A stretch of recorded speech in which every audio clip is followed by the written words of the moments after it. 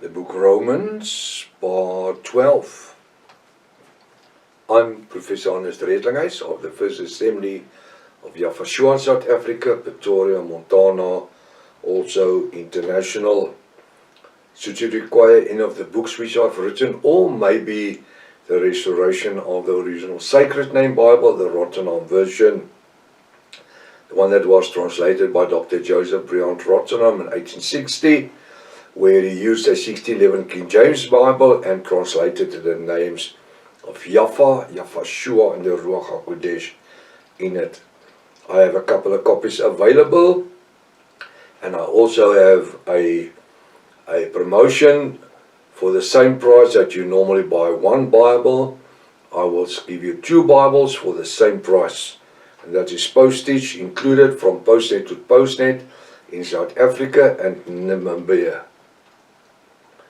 Should you require anything or have a question, you can contact me at my WhatsApp number is +27 international code 0722 367 124. Just go to my website https://yahvah.co.za. As you can see on the top here, if this is the first time that you are participating in our study, you are so very, very welcome. Please go to part 1. You already missed out on a bit of information. It's also very important to subscribe to the channel as a new viewer.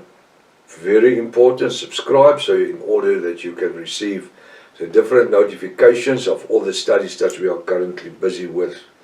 Please send this link to your friends and family. Make sure you please have a 1611 King James Bible ready, pen and notepad. Hallelujah. It's very important to know that we do not associate ourselves with the following people, churches or denominations. Any Messianic groups, the Hebrews, the Israel Vision groups, the Hebrew Roots movement, the Sacred Name movement, the Yah movement. We are not part of the Jehovah's Witnesses churches or the Seventh-day Adventists, any Roman Catholic denominations or Protestant churches.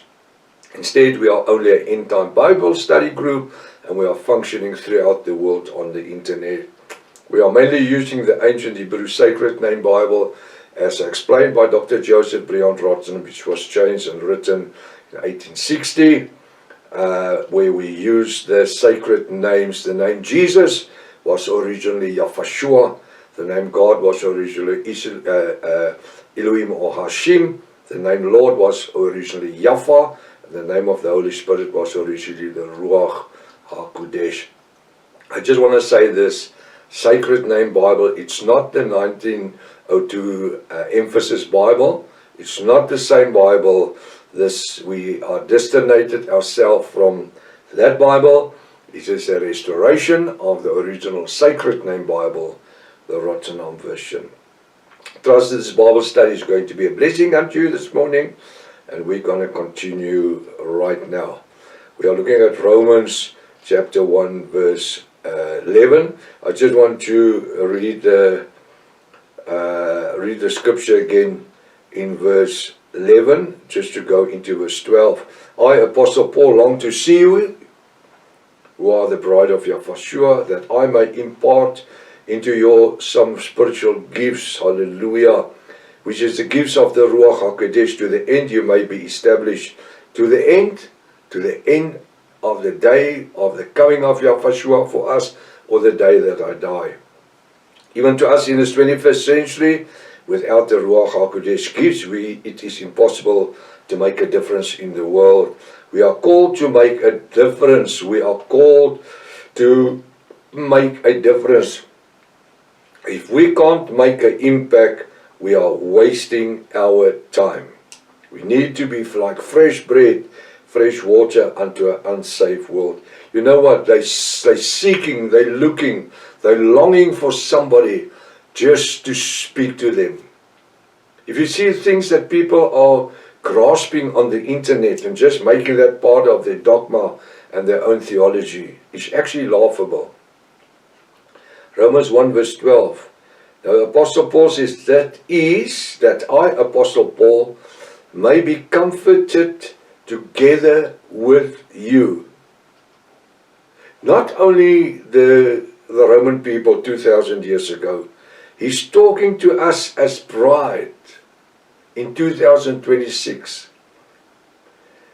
You see, why do I always I'm referring to as bride? Because this gospel is so fresh and new when we hear it. It is as if it was for the last 2020 years. Hallelujah. It has an impact in people's lives. It still has an impact in my life. So it must impact your life as well. When we say that we are evangelists, this gospel can never grow old. Jim Reeves used to sing a song, Never Grow Old, in a land where we never grow old. Never mind the land, that is, yes. Let's concentrate on now, the now time.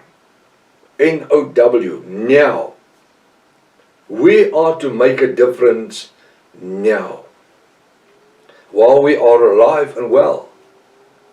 While the time is still there. While we are in the season of grace. Hallelujah. Isn't that wonderful? We are living in the season of grace. Why? We're living in the 7th congregational time period, which is called the age of grace. The Bible says, he's speaking in Revelation 3 verse 14 to 22, were you cold or hot? Because you're lukewarm, I'm going to spit you out of my mouth. This is the situation in the church world today. This is the situation how the church world is functioning today. I don't say every church, most of them are functioning under the supervision and the laws of the Roman Catholic Church. Why? Because it's profitable to them. It's profitable. We need to realize that we are living in the time of the Comforter, the Ruach HaKodesh. Like I said Monday morning, who lives within us. He lives within us. Doesn't live in temples made by hand. He says your bodies are the temple. But we need to make an impact in a lost world. If we can't make an impact, we are wasting our times. If people is not coming to repentance, we can stop this ministry tomorrow, tonight, this morning. You understand? Right now. Because it's useless then.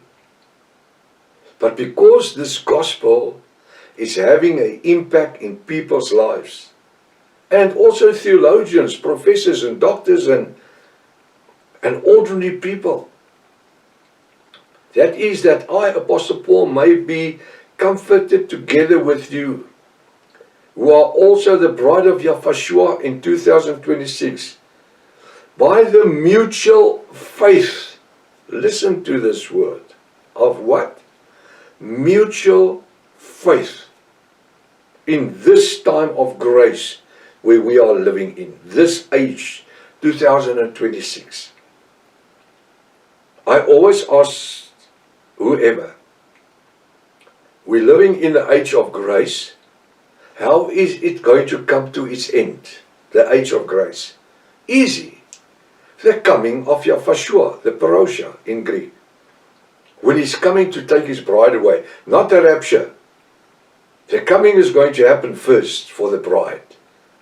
And the Parousia is going to happen, which is the Parousia.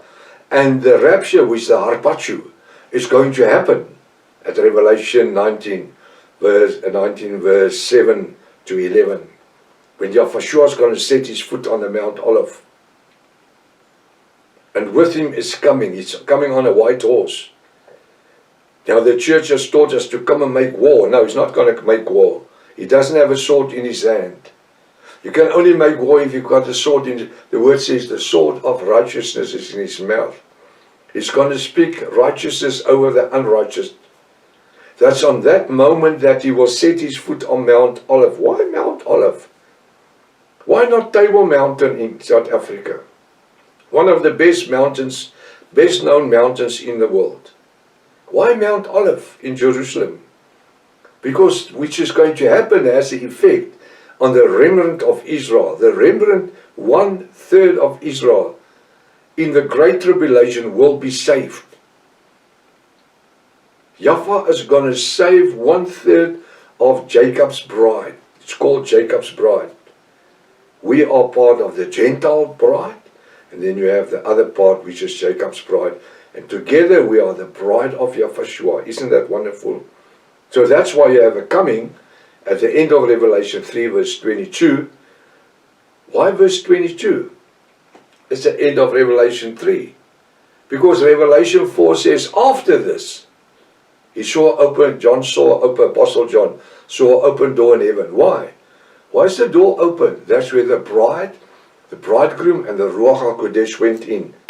And then the door closes. Then it closed. End of grace. End of the period of grace. Go ask your pastor or your reverend. He must explain to you, how does the age of grace, how will it come to its end? And you will find out how little they know about it. Why? Because they are not taught in Bible schools or university. Especially universities today. You don't want to be in a university. It's all agnostic and atheistic. So he says, that is that I, Apostle Paul, may be comforted together with you, who are also bride of Yahushua in 2026, by the mutual faith. What do we have? We have mutual faith in Yahweh Almighty, Yahushua, through the Ruach HaKodesh. And what do we use? The revelation word of Yahushua. Hallelujah. By the mutual faith, both of you and me. This is what Apostle Paul says. This mutual faith is not just one-sided. It comes from both sides. And I'm so glad that Yahweh has called a sinner like Saul to become Apostle Paul. Writing the books that he did wrote. I know we're living in a time where a lot of, especially the Israel Vision people, they don't believe in the writings of Apostle Paul, and most of the dispensationalists as well. They don't believe in Apostle Paul's writing. Big mistake. Big mistake. Yahweh has called him for the Gentiles. And I'm so glad Yahweh has called him. Because how otherwise would we have been saved? We are saved by the blood of Yahushua. But Apostle Paul has a way and a method of speaking to a Gentile. Where you realize that, but there I don't need to be a Gentile. There's saving grace in the blood of Yahushua. Hallelujah. There's saving grace in the revelation blood of Yahushua. Hallelujah. And I'm experiencing the anointing of the Ruach HaKodesh. We praise you, Yahweh Almighty. Yahushua, our Redeemer. There's saving grace. We're living in the age of grace. I always say grace has a name. His name is Yahushua. Hallelujah. And the Ruach, Father Yahweh is using the Ruach for us in order to use us as instruments in the time where we are living in. He says, for both you and me. That is, that I, Apostle Paul, may be comforted together with you by the mutual faith, both of you and me. Mutual faith. And that's why we as Yahweh needs to share the word. We need to function in the revelation word. We need to live in the word. We need to breathe the word. We need to eat the word. We don't sit and eat the word. We absorb it through our spirit. Now I have my own spirit, which is my personality. But we have the Ruach HaKodesh. In the old terms, the Holy Spirit, which guides and leads us and teaches us in all righteousness and truth. We are so blessed. We are so blessed. Do you know that? In order that Yahweh, through the blood of Yahshua, has given us a chance where we could accept this revelation word, which came by. It could have just gone by like a stream of water, and like most of the church world, be blinded. I was blinded, totally blinded. Pastor Rika, my wife, she saw it, and she grasped it, and she made her own. I didn't want to. It was too much for me. I couldn't believe that Yahweh has kept me 59 years of my life away from this truth. But we don't need to be blinded anymore. I want to say like a chorus says, once I was blind, but now I can see. Hallelujah. Why? He's opened my eyes so I can see. Like that blind man which for all his life, 40 years of his life I think it was, that was sitting at the temple gate, and when Yahshua healed him, he ran into the temple and he told everybody, I can see. Aren't you the guy that was sitting there at the gate? Yes, I was blind, but now I can see. Who has touched you? Yahshua has touched me.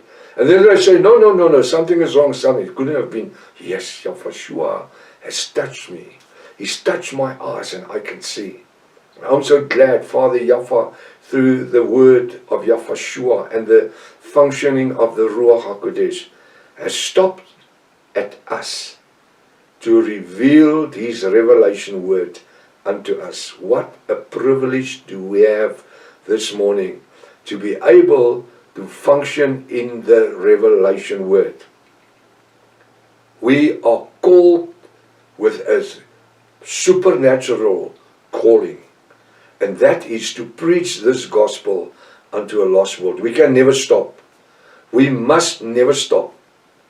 As long as Yahweh is keeping us in this life to function, we need to be bold as Apostle Paul and the other apostles, not even fearing for their lives. Doesn't matter what they say.